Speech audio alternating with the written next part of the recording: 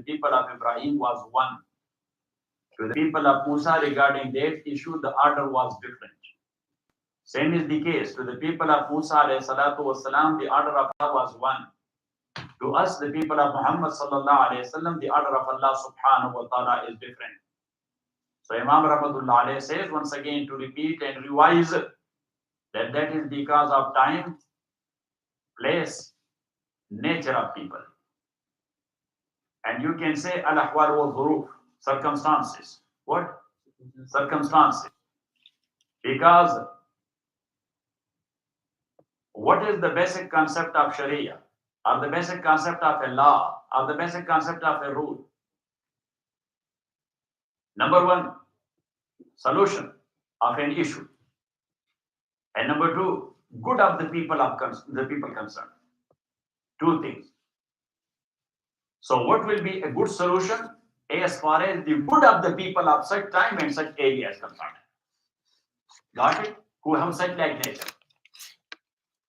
So then Imam Rahmatullahi alayhi, he gave us the example that look, for the people of Nuh alayhi salatu wasalam,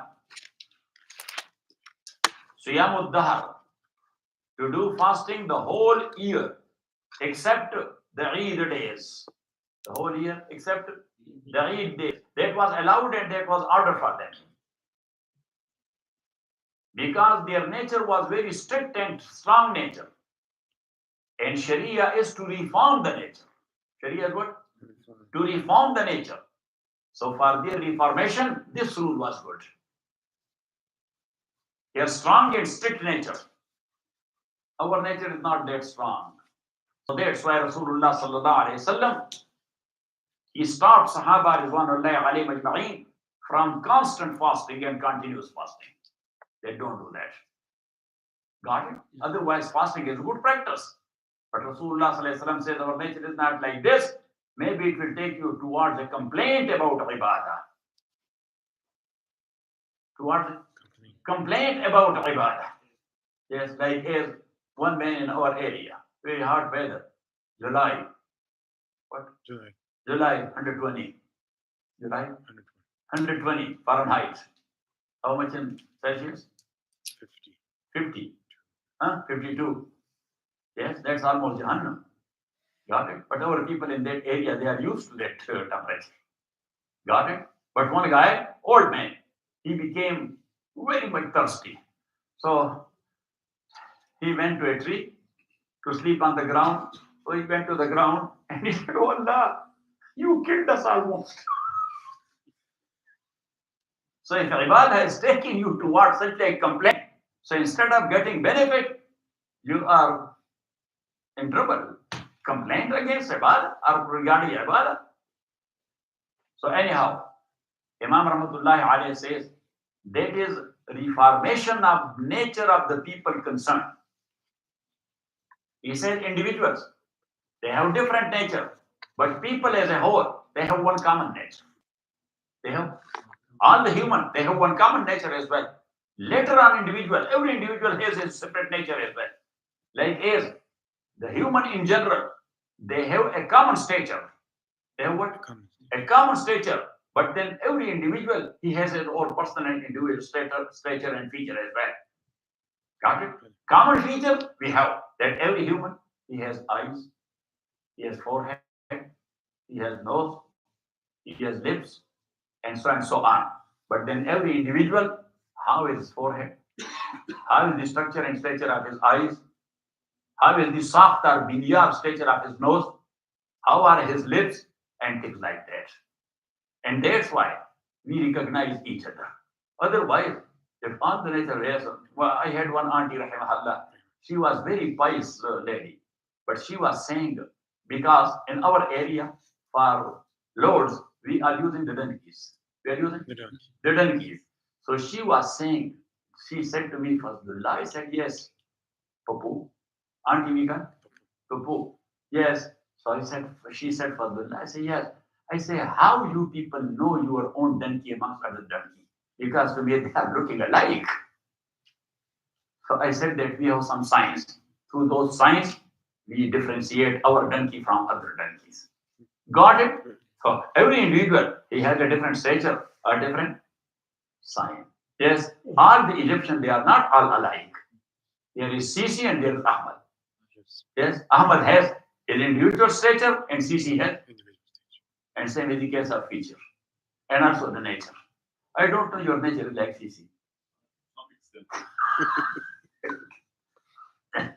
Okay. So anyhow, so Imam Rahmatullahi alayhi says, like is the people, they are facing certain type of diseases.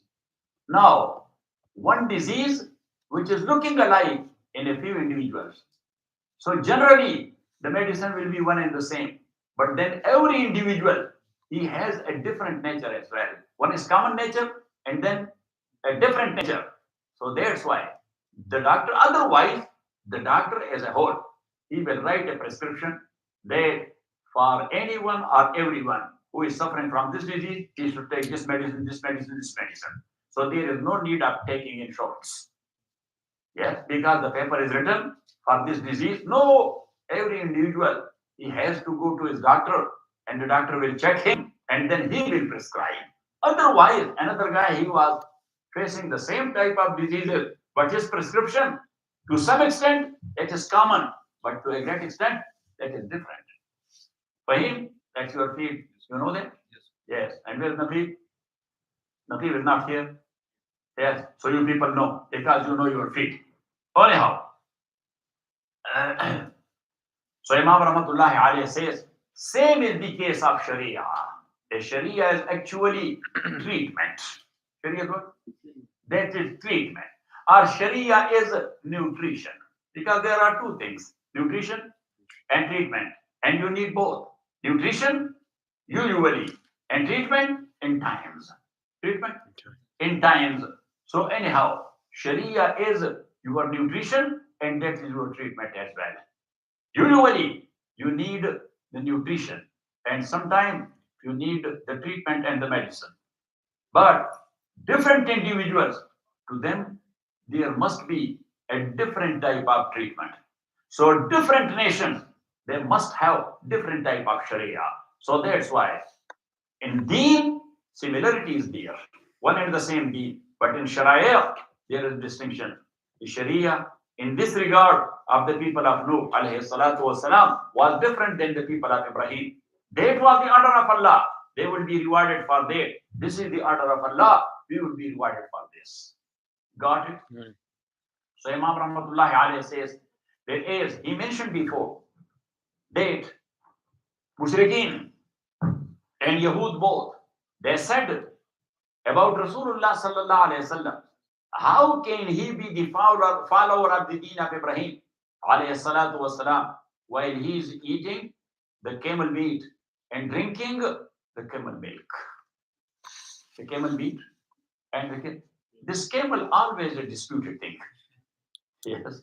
When you were with me or not, I was in season. After 9/11, we were going to different institutions and to different worship places, and even they were inviting us that to make the issue clear because that was a very tough time for Muslims. So I was there in season in a lecture. So after lecture, the questions were coming. So one question was that, and they were actually making a fun of Muslims. The student was making, and that was a female. So she was making a fun of Muslim. Like as when these people insult Muslim, so they call them camel riders. They say what? Camel riders. By this, they are putting them down. They are putting them down. Even though the non-Arab, but even the most Arab, they don't ride the camel. But as in history, this is that at that time, what was the ride? The camel. So that's why they say these are camel riders. And camel rider means that they are foolish people. Got it? So she asked me that, sir, have you ever ride a camel? Yes, to put me down. So I said that, lady, riding a camel, that is a job for men. That's a job for those who have the power. People like you, they cannot control a camel. So got it. Because I picked up the bottom line. Why she is asking that question? Only to put me as a Muslim down. Got it? Or not? So that is. So anyhow. So they said that why Muhammad sallallahu alaihi wasallam he is drinking camel milk and eating camel meat, while that is haram in the deen of Ibrahim alayhi salatu wasalam. So Allah subhanahu wa ta'ala says they are telling lies. They are misleading. They are misleading. Actually, that was not the case of the millah of Ibrahim. That was actually the pledge and the vow. Yaqub alayhi salatu wasalam, he has given to Allah because he was suffering from sciatica. He was suffering from sciatica. And he was in love with camel meat and camel milk. So as a test and to please Allah subhanahu wa ta'ala, he said, Allah, if you will give me shifa and healing from this disease of mine, I will not eat the camel milk and the camel meat. So Allah gave him shifa, and thus he said no more. So his sons, they followed him. And later on, other prophets, they used to follow him. So Imam Rahmatullah alayhi says, actually, they acquired it. What? They acquired this prohibition. So that's why Sharia came in the same way that now you cannot eat it. You cannot eat it. And that's why Isa alayhi salatu wasalam, وَلِيُحِلَّ لَكُمْ بَعْضَ الَّذِي حُرِّمَ عَلَيْكُمْ وَلِيُحِلَّ لَكُمْ بَعْضَ الَّذِي حُرِّمَ عَلَيْكُمْ. Means by Isa alayhi salatu wasalam, he based on the wahi of Allah, he changed the rules for them. So when they said it, so Allah subhanahu wa ta'ala said, كل الطعام كان حلا لبني إسرائيل إلا ما حرم إسرائيل على نفسه. إلا ما حرم إسرائيل على نفسه من قبل أن تنزل التوراة. Allah subhanahu wa ta'ala says, you are misleading people. Now the source of knowledge is your book, which is Torah. So قل فاتوا بالتوراة. If you are attributing that hurma and prohibition to Ibrahim alayhi salatu wasalam, so Ibrahim's deen is mentioned there in Torah. So show me where it is said that you are haram for Ibrahim.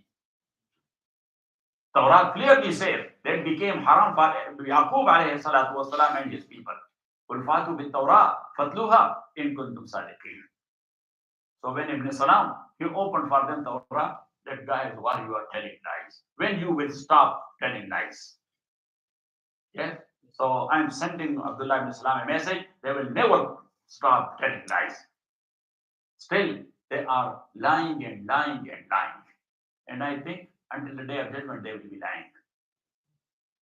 What do you think? Not that day. Huh? Not in the day of judgment. So anyhow, so Allah subhanahu wa ta'ala says that actually that was the acquiring of Bani Israel. So that's why it was forbidden for them. But that acquiring is not there in Bani Ismail. So that's why that is allowed for them. What is that? نزل تحريم لحوم الإبل, and that's why the prohibition of the meat of camel, walbaniha, and its milk, that came down from Allah subhanahu wa ta'ala for the children of Israel to Bani Ismail, but not for Bani Ismail. ولذلك كان الطيب والخبيث في المطاعم مفوضا إلى عادات العرب, and that's why Sharia took into consideration that what are the habits and the diet of Arab. What is the diet of Arab? So whatever they were eating and whatever they were not eating, Sharia came in the same direction. And Sharia said, this is halal and this is haram. They were used to. وَلِذَلِكَ حُرِّمَتْ بَنَاتُ الْأُخْتِ عَلَيْنَا دُونَ الْيَهُودِ. Now nieces from sister side, that is haram in our Sharia, that is not haram in Jew Sharia.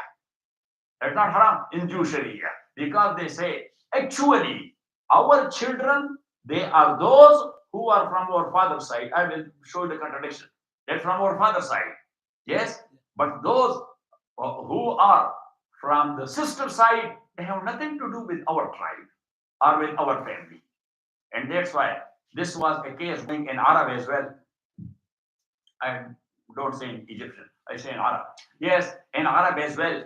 That they said, Ke banuna, banu abna'ina wa banatuna. Banuna. Banu abna'ina wa banatuna. Banuhunna abna'ur rijalil aba'idi. That our sons These are our sons and the sons of our sons and the sons of the sons of our sons. Banuna, Banu Abna'ina wa Banatuna, as far as the case of our daughters is concerned, Banuhun Abna'ur Rijalil Abariki. They are sons of strange people. Sons. So they were not owning them. Got it? So Jews, they were of the view, فَإِنَّهُمْ كَانُوا يَعُدُّونَهَا مِنْ قَوْمِ أَبِيهَا, because they were counting them from the people of the tribe of their own father. لَا مُخَالَطَةَ بَيْنَهُمْ وَبَيْنَهَا, that there is no any mixing between them and between them. وَلَا إِرْتِبَاطَ وَلَا إِسْتِحَابَ, no any company nor any connection. So why that should be haram? فَهِيَ كَالْأَجْنَبِيَّةِ, so for them, but the contradiction is, look at me. Then on one side, the sister daughters were considered for them as ajnabiya and strange, and that's why it was allowed for them to marry them, because that was acquired by their nature. That was so Sharia came in accordance with their requirement. Got it? But on the other hand, Judaism is based upon mother, not upon father. Judaism is going through the lineage of mother, lineage of father. What do you know? Yes. Huh? Mother, yes. All the lineage, all over the world, that's going through father. But the Jew, their lineage is going through mother. And that's why, if somebody is there whose father is Jew and mother is not Jew, they don't consider him Jew. Perfect Jew. Perfect Jew is the one who has the Jew mother, like yours. No, yours, yes. Like yours. Yours means not your mother, like yours. You got it or not? Like Sisi. Yeah, like Sisi. Look, he picked up the bottom line. So anyhow, ولذلك حرمت بنات الأخت علينا دون اليهود فإنهم كانوا يعدونها من قوم أبيها لا مخالطة بينهم وبينها ولا ارتباط ولا اصطحاب فهي كالأجنبية بخلاف العرب. But the Arab, they say they are our daughters. The daughters of our sisters, they are our daughters. So then the Sharia came. حرمت عليكم.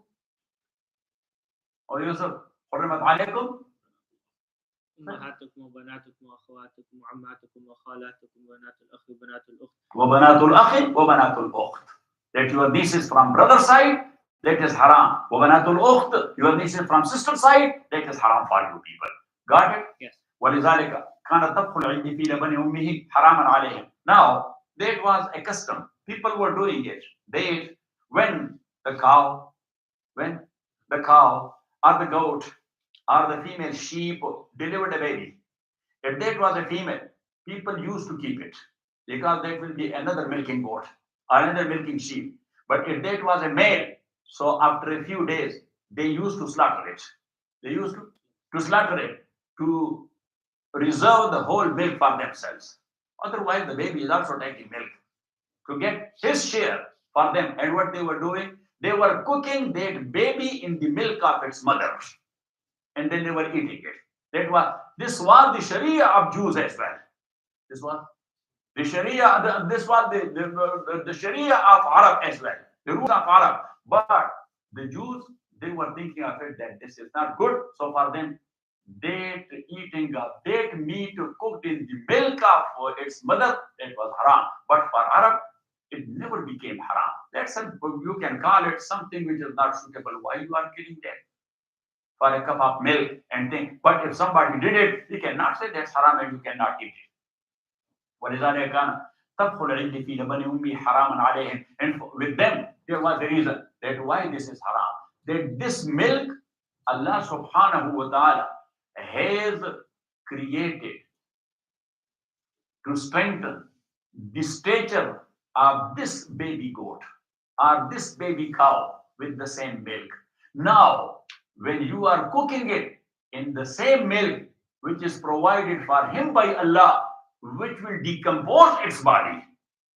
So now, that milk which was created by Allah for the composition of body, you use it for decomposition. That's why it is haram and you cannot use it. What is reasoning? What? Reasoning. So anyhow, وَلِذَلِكَ كَانَ طَفْلُ الْعِلْمِ فِي بَنِي أُمِّي حَرَامًا عَلَيْهِمْ دُونَنَا. That was haram for them, not for us. فإن علم كون ذلك تغييرا لخلق الله ومصادما لتدبير الله حيث صرف ما خلقه الله. Because that is just like a change of the creature of Allah subhanahu wa ta'ala, or that is actually opposing the tadbir of Allah subhanahu wa ta'ala, the planning of Allah. حيث صرف ما خلقه الله لنشء العجل, because you have taken the thing which Allah subhanahu wa ta'ala has created for the nutrition of the baby cow or the baby goat. وَنُمُوِهِ إِلَى فَكِّ بِيَدِهِ, you are going to decompose his stature. وَحَلِّ تَرْكِيبِهِ, and composition, you are decompose it. كَانَ رَاسِخًا فِي الْيَهُودِ مُتَجَارِيًا فِيهِمْ. So that was a thing which was inscripted on their cells that this is haram. مُتَجَارِيًا فِيهِمْ. They were taking it from generation to generation. وَكَانَ الْعَرَبُ أَبْعَدَ خَلْقِ اللَّهِ عَنْ هَذَا الْعِلْمِ. But Arab, they were not knowing this type of reasoning. They were not very much close to this type of science. حَتَّى لَوْ أُلْقِيَ عَلَيْهِمْ لَمَا فَهَمُوهُ. If the messenger would have told him that, look, the milk Allah has created for the beauty and stature of this baby cow. Now, if you are taking that baby cow in the milk of its mother, so you are making it the source of its decomposition. So from composition to decomposition, this type of philosophy that is not known to Arab. Got it? So Imam says that if this was given to them, lama fahimuhu, so they will never have understood it. Wa sallallahu ta'ala ala khair khalqi Muhammad wa alihi wa ashabihi ajma'in bi rahmatika ya arhamar rahimin. Ya Ahmad,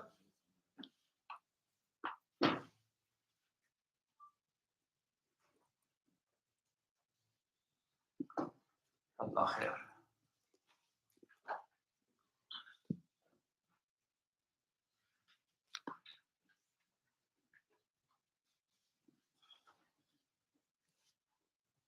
Bismillahir Rahmanir Rahim.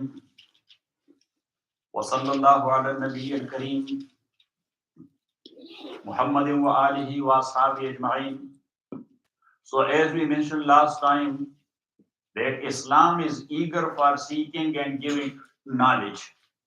And that's why the first ever wahy, the first ever heard by the Rasulullah sallallahu alaihi wasallam, first ever word heard by Rasulullah sallallahu alaihi wasallam from Jibreel, that was Iqra, read. And read means seek knowledge. Got it? Yeah. And that's why Sahaba Kiram Rizwanullahi alayhim ajma'in, they were great scholars. Every one of them, he was eager to seek knowledge. They were living there in Masjid Nabawi, not to miss anything.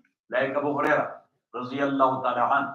And Abu Huraira says that our number was increasing and decreasing between 70 to 400 in Sufa. Where? Sufa. What is Sufa?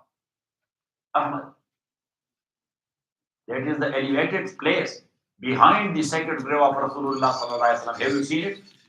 Yes. So it's called Sufa. So mostly their stuff was there on that, or they were sleeping there on that. Maybe in Masjid also, but big group, they used to sleep there and to stay there. So that is Sufa, and that's why it is called Sufa. In Medina was the first ever madrasa, the first ever university. So anyhow, the Sahaba Ridwanullahi alayhim ajma'in, they were eager to study. They were eager to study. And why? We have those many hadiths from Abu Huraira, radiyallahu ta'ala an. How many? 5,374. How many? 5,374. But if you will drop the repetition and the revision, so that will come to a few hundred. Thousand will go. Because in different way, he has narrated the same hadith. But when you will change the tone and the dialect of a hadith, that's considered in counting a different hadith. Even though meaning and mafhum is one and the same. Got it? And that's why I ask you, and Allah subhanahu wa ta'ala give you jaza, that this time you found it and you brought it. What you brought from Medina? Say.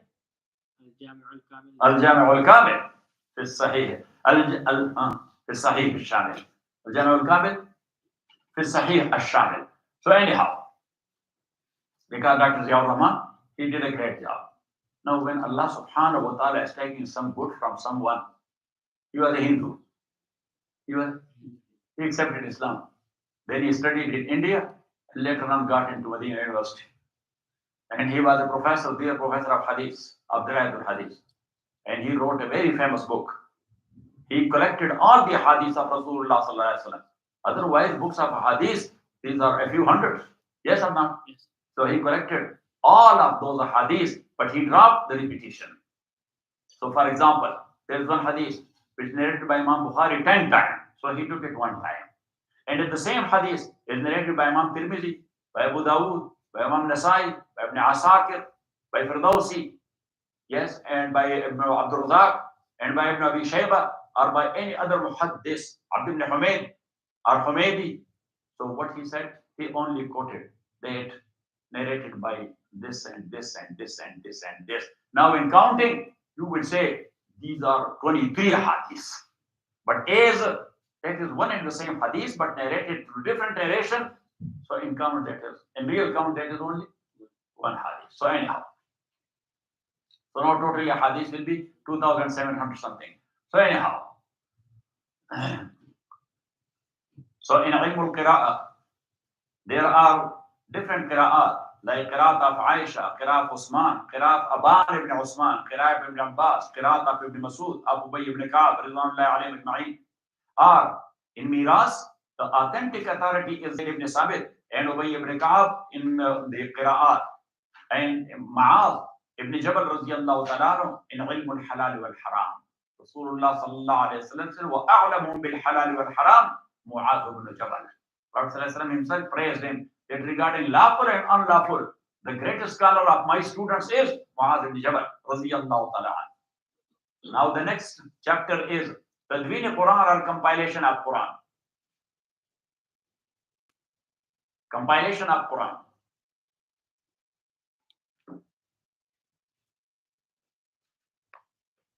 Rasulullah sallallahu alayhi wasallam received the entire Quran in 23 years plus.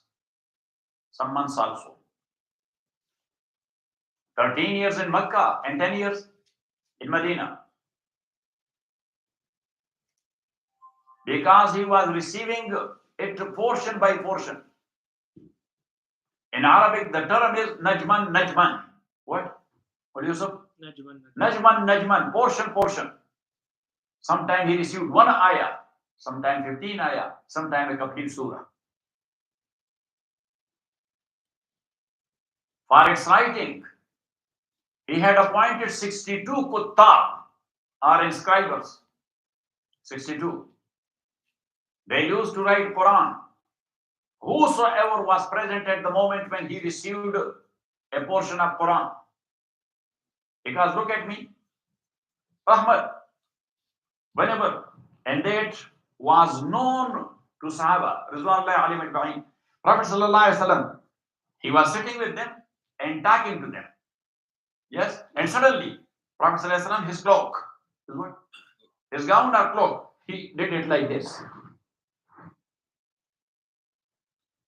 So when he did it, so any one of these 62 who was present there in the masjid or wherever the Prophet was, sallallahu alaihi wasallam, he used to rush to his ink pot and the pen, the reed pen. What? The R-E-A-D pen, the R-E-E-D. Reed, you know? What is reed? A plant. Yes, they are making qalam from. Got it? But you people don't know it. That was our time. When we had takhti and qalam.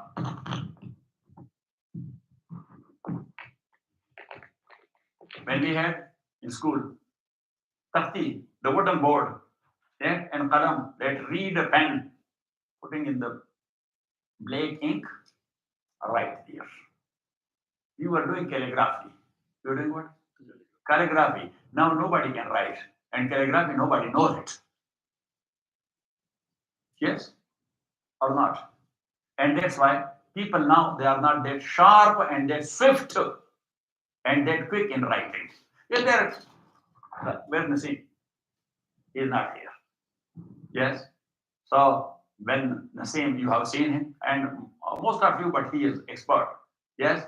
So when I'm saying He is sitting to his computer and he is looking here and got it? Yes. But if you will give him 2 pages, right? So maybe next year he will bring it. Yes, 2026 he will bring it. But if I type in, so he will do it.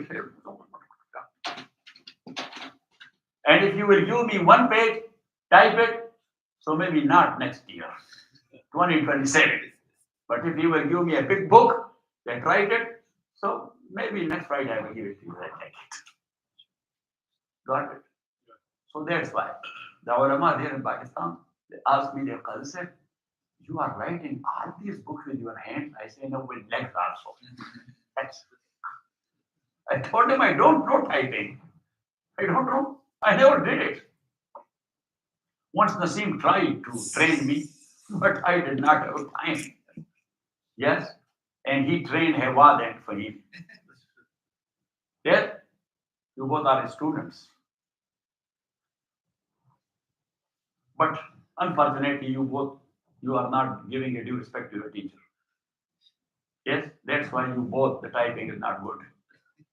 Yes. So anyhow, whenever it happened to the Prophet Sallallahu Alaihi Wasallam, so whosoever was present, 2, 3, 4, 5 out of these 62, so they used to rush to their stuff, sitting like this, ready, taking position.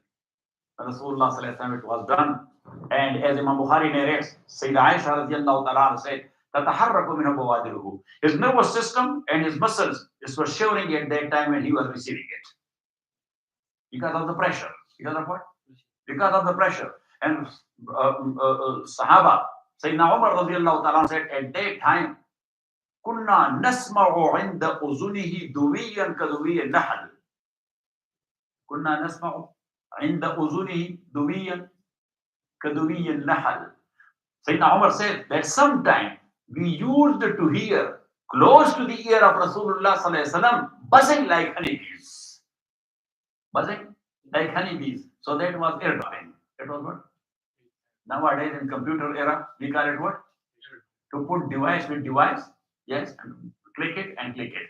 And in minutes, a big data is transferred. And that's why Rasulullah Sallallahu Alaihi Wasallam, in a few minutes, he received the whole Surah Al-An'am from Jibreel. Otherwise, Jibreel, Surah Al-An'am, when you will recite in the Tarawih, how much it take time? That's almost 1 night Tarawih. Yes. Yes? A juz and quarter of juz. Yes. Yeah? So you people are reciting in Tarawih, 1 juz and quarter of juz. How much it takes? Just 1 Tarawih. Yes. Like, depends how fast a person is going. Okay. If you read it without Tarawih, then like 25 minutes. 25 minutes. But in 3-4 minutes, yes, it was done. Surah Al-An'am and Rasulullah Sallallahu Alaihi Wasallam, he started it. Because that was air dropping. That was what? Air dropping. That's only to make you to understand. So anyhow, other Sahaba who were not appointed officially for this job, they were writing for themselves as well. Because when they were present there, and Rasulullah Sallallahu Alaihi Wasallam started reciting it, so they were writing for themselves as well. Got it? But in the time of Abu Bakr radiallahu ta'ala anhu, we launched a battle against Banu Hanifa. The people of whom? People of whom? Musaylimatul Kazzab. Yes? The fake Nabi. What? The fake Nabi. So the fake Nabi, and he launched a battle against him. And that was a very tough battle. Because Musaylama's people, Banu Hanifa, they were fighters. They were fighters. But fortunately, Musaylama, he went to Jahannam in that battle as well. Got it? He got killed. And then his people dispersed. But in that battle, 70 Qurra and Huffaz of Quran got murdered. How many? 70. Huffaz. So Sayyidina Umar radiallahu ta'ala anhu, he said to Abu Bakr radiallahu ta'ala anhu, if this will happen to Huffaz, because we cannot stop the jihad, fitnas are there, we have to control the fitnas. When the fight will be going on, Huffaz will be getting killed. So I'm very much afraid of we will lose Quran. So we should compile it officially in one place. Because the people, they have their own mushaf, but some of them, they have one portion, some of them, they have another portion in a dispersed way. Got it? Yeah. So we have to compile it together. So now Abu Bakr radiallahu ta'ala anhu says, كيف تأمرني أن أصنع شيئا لم يصنعه رسول الله صلى الله عليه وسلم. Umar, how you are telling me to do a thing Rasulullah sallallahu alaihi wasallam has not done it? This type of compilation. But Abu Bakr said that Umar was sitting here. فَشَرَحَ اللَّهُ صَدْرِي لِمَا شُرِحَ لَهُ صَدْرُ عُمَرٍ. Then Allah subhanahu wa ta'ala opened my chest for the same job for which before me the chest of Umar was opened or got opened. So he said, okay. So then the chief inscriber of Rasulullah sallallahu alaihi wasallam, who say, don't cheat. Zayd ibn Sabit radiyallahu ta'ala anhu. So Abu Bakr radiyallahu ta'ala anhu summoned him. Zayd ibn Sabit came. He said, Zayd? He said, yes. He said, we have to compile Quran in one place, in one copy. So he said the same thing. كيف تصنع شيئا لم يصنعه رسول الله. Prophet has not done it. So Zayd ibn Sabit said the same thing. I was sitting there. That Allah inspired me with that this is good, but this is important and this necessity. فَشَرَحَ اللَّهُ صَدْرِي لِمَا شُرِحَ لَهُ صَدْرُ أَبِي بَكْرٍ وَعُمَرٍ. That the chest of Abu Bakr and Umar got open for, my chest got open for the same thing. So Zayd ibn Sabit said, this was a big responsibility. فَوَاللَّهِ لَوْ كَلَّفُونِي نَقْلَ جَبَلٍ مِنَ الْجِبَالِ لَكَانَ أَسْهَلَ عَلَيَّ. He says, by God, if they would have ordered me to take this big mountain on your shoulder and take it to Taif or someplace, that was easy for me. I would have tried, but to take this responsibility of the book of Allah, to compile it, that was too difficult for me. But he said that I asked the i'ana and help of Allah, and then I started. So what he was doing, he had in his memory the whole Quran. Zayd ibn Sabit radiallahu ta'ala, he was the hafiz of the entire Quran. He had in written shape as well, but he was not depending on that only. He was looking for a support also. So he was going to different Sahaba. He said that in my writing, 2 ayat were not there that was in my memory. But why I missed it in writing. So I have to confirm that. The last 2 ayat of Surah Tawbah, لَقَدْ جَاءَكُمْ رَسُولٌ مِّن رَبِّكُمْ رَسُولٌ مِّنْ أَنفُسِكُمْ عَزِيزٌ عَلَيْهِ مَا عَنِتُّمْ حَرِيصٌ عَلَيْكُمْ بِالْمُؤْمِنِينَ رَءُوفٌ رَحِيمٌ فَإِن تَوَلَّوْا فَقُلْ حَسْبِيَ اللَّهُ لَا إِلَهَ إِلَّا هُوَ عَلَيْهِ تَوَكَّلْتُ وَهُوَ رَبُّ الْعَرْشِ الْعَظِيمِ. These 2 ayat. So he said that then I found it with Abu Khuzaymah al-Ansari radiyallahu ta'ala an. With who? With Abu Khuzaymah al-Ansari radiyallahu ta'ala an. It was written with him that yes, I haven't written said that is. So anyhow, he compiled it. So that copy was there with Abu Bakr in his lifetime radiyallahu ta'ala an. After his death, it went to Umar radiyallahu an. After Umar's death, it was in the possession of our mother, the daughter of Umar, the wife of Rasulullah sallallahu alaihi wasallam, Sayyidah Hafsa radiyallahu ta'ala anha. Then, in the time of Sayyidina Usman radiyallahu ta'ala anhu, Huzaifa ibn al-Yaman was leading a mission to Persia and to Central Asia. Jihadi mission to Persia and to Central Asia. We studied already in Khulafa al-Rashidin. So, a big battle which happened there with the people of Central Asia, with Muslims in Armenia and Azerbaijan. Yes, Imam Bukhari narrated the hadith. في فتح في حرب Armenia of Azerbaijan. That was the same in both area, the same battle. Armenia and Azerbaijan. So there, lot of people, they had accepted Islam from different, different tribes or different nations. And they had their own accent. Every nation has their own accent of their own language. Got it? So when you will, that what one of our professor from Jamiatul Azhar, you are teaching us Balagha. You are teaching us Balagha. So you the Egyptian? Yes. Or the Arab? You cannot pronounce P. You don't say Japan, you say Javan or Yaban. What? Yaban. You don't say Pakistan, you say Pakistan. Yes, because P you cannot pronounce. So once in his class, he pronounced a thing like this, so I smiled. So he said, that once I was there regarding my PhD in Britain. I was doing my PhD in Britain. He said that I came to Bazaar and no any place was available to park my car. So he said that a store man who was in front of his door. So he said, sir, can I park here? Instead of park, can I park here? He said, sir, this is a free country. Wherever you want, you can park. Yes. Got it? So because of accent, they were fighting with one another. And this is human nature. Yes. Now, our accent of Wad is Mushabib is Wad. Yes or not? Yes. من يهده الله فلا مضل له ومن يضلله فلا هادي له. So now just, yes, Ahmad jumps therefrom. This is wrong. من يضلل فلا هادي له. He said that's your accent. Our accent is من يضلل فلا هادي له. من يهدي الله فلا مضل له ومن يضلل فلا هادي له.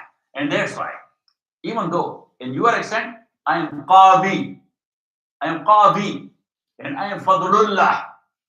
Yes, but what you write in English, Qazi, Q-A-Z-I, and Fadlullah, F-A-Z-L-U-L-L-A-H. Got it? And that's why so many Arab, yes, when they, in English, they find out Q-A-Z-I. So Qazi is not their term, so they call me Ghazi. Can't do it. Ghazi, yes. Brother Ghazi. Yes. So anyhow, this is a matter of accent. So that happened in Quran. And they were telling one another, you are reciting wrong. You are reciting wrong. So this dispute was going on. Hatta qadu yaqtatilu. They were very much ready to bring out their sword and to kill one another. Because you are making a fun of Quran. So then Huzaifa ibn Yaman, Raziyallahu ta'ala, the leading general, he came to Sayyidina Usman, Raziyallahu ta'ala, and he said that if we can, on one qira'at, if we can compile it. On one qira'at, if we can compile it. Because these people, they will kill one another. So anyhow, what happened after that? Wa sallallahu ta'ala ala khair khalqih, Muhammadin wa alihi wa ashabihi ajma'in, bi rahmatika.